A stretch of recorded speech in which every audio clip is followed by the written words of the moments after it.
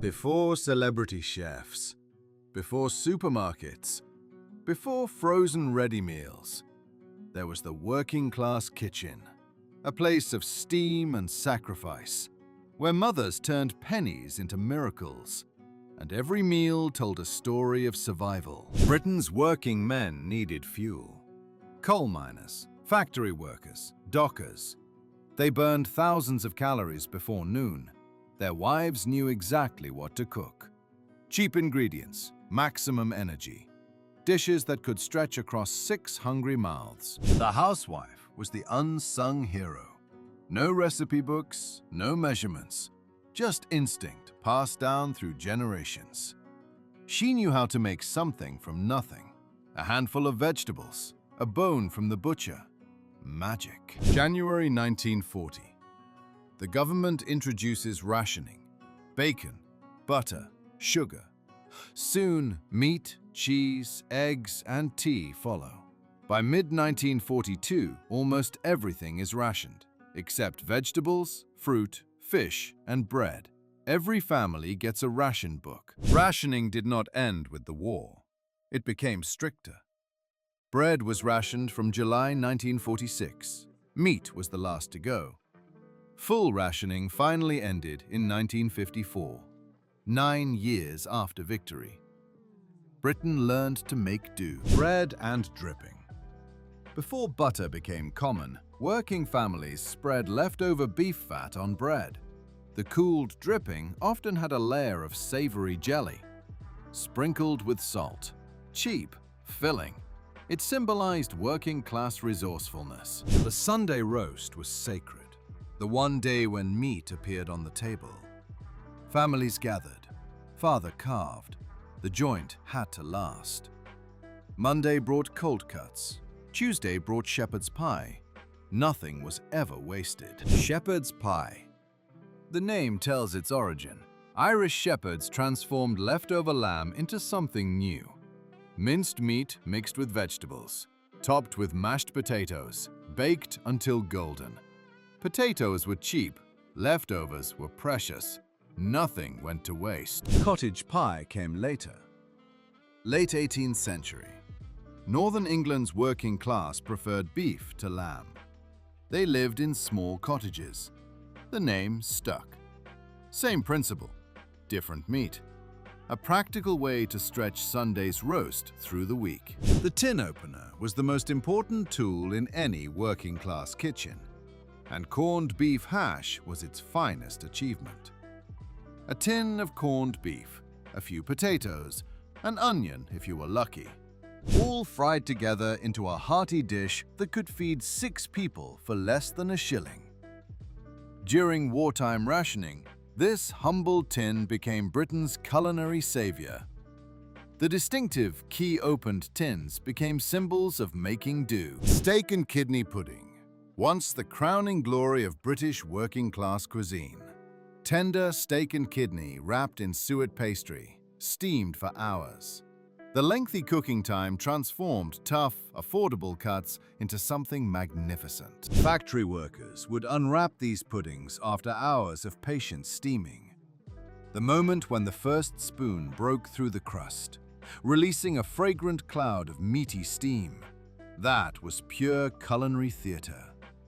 Every bite earned through honest labor. Meat pudding was the ultimate comfort food for coal miners after grueling shifts. The rich, gravy-soaked beef inside provided much-needed calories and warmth. Families steamed these puddings for hours, filling homes with mouth-watering aromas. Bubble and squeak, named for the sounds it made in the pan. Monday's answer to Sunday's leftovers. Cabbage and potato fried together until crispy. The original zero-waste cooking. Every scrap had purpose. Fish and chips, the national dish of the working man. By 1930, there were over 35,000 fish and chip shops across Britain. Wrapped in newspaper, eaten with fingers, salt and vinegar essential, Friday night tradition. During the war, fish and chips remained unrationed. Churchill called them good companions. The government knew morale depended on small pleasures. Queues formed even during air raids. Some things were worth the risk. Toad in the hole. Sausages baked in Yorkshire pudding batter. The name's origin remains mysterious. Some say the sausages peeking out resemble toads emerging from holes. A filling meal from the simplest ingredients. Peas pudding hot. Peas pudding cold. Peas pudding in the pot 9 days old. The nursery rhyme told the truth. This thick split pea dish lasted for days.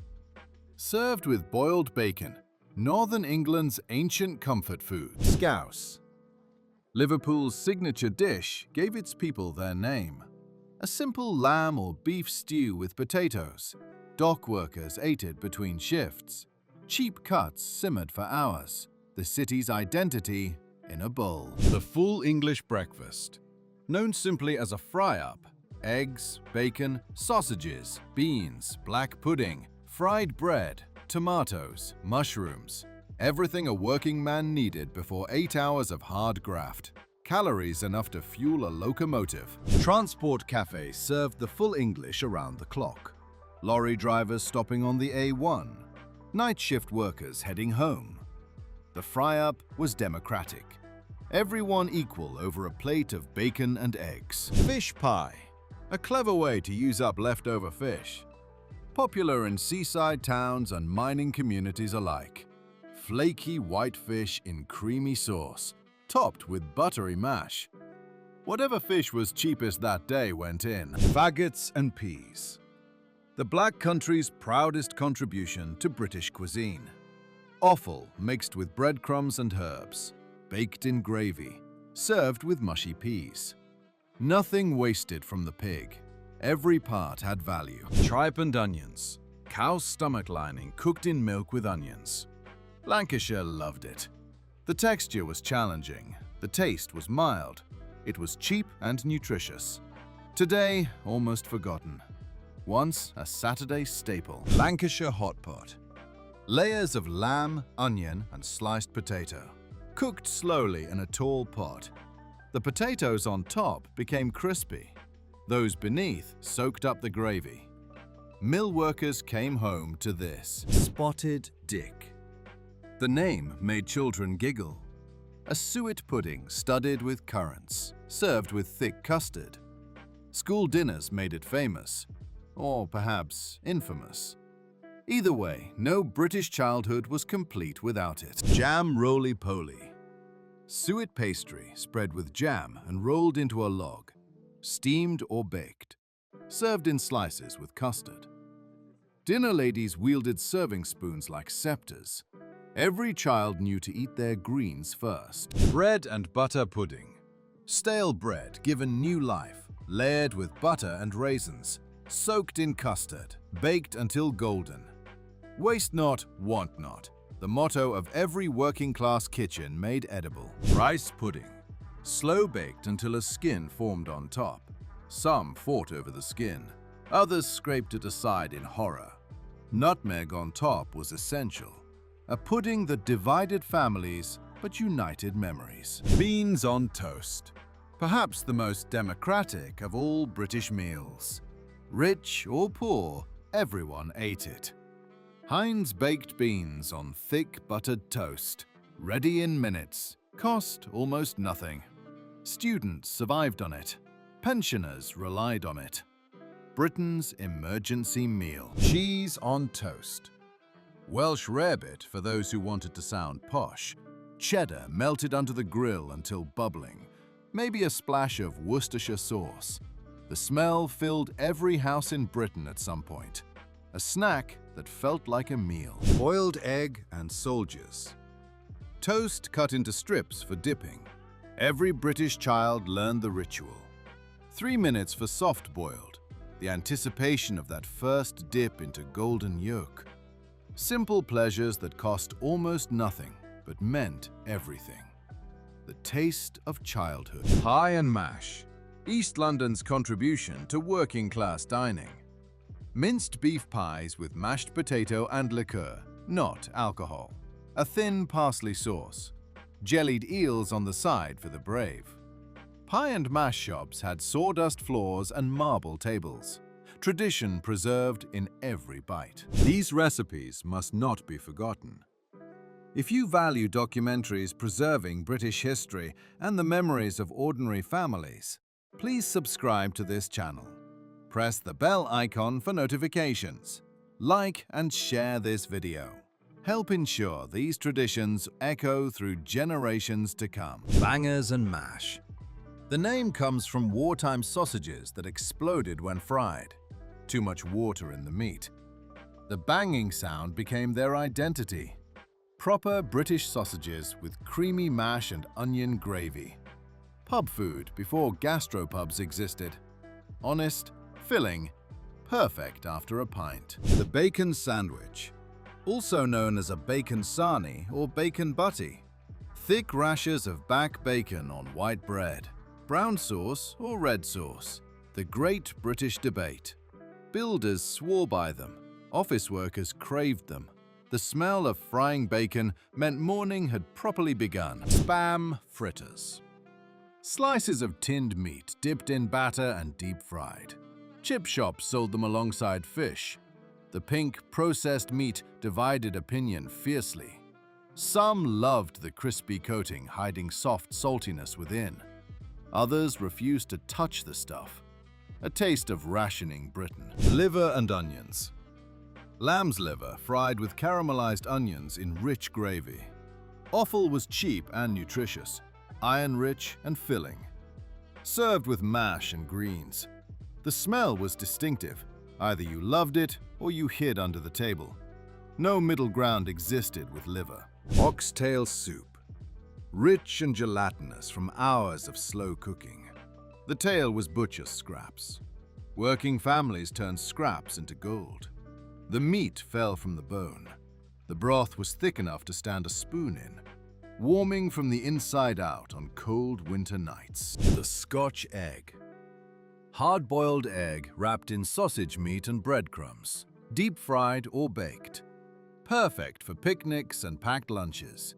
The yolk ideally still slightly soft in the center. Portable, filling, a complete meal held in one hand. British ingenuity in edible form.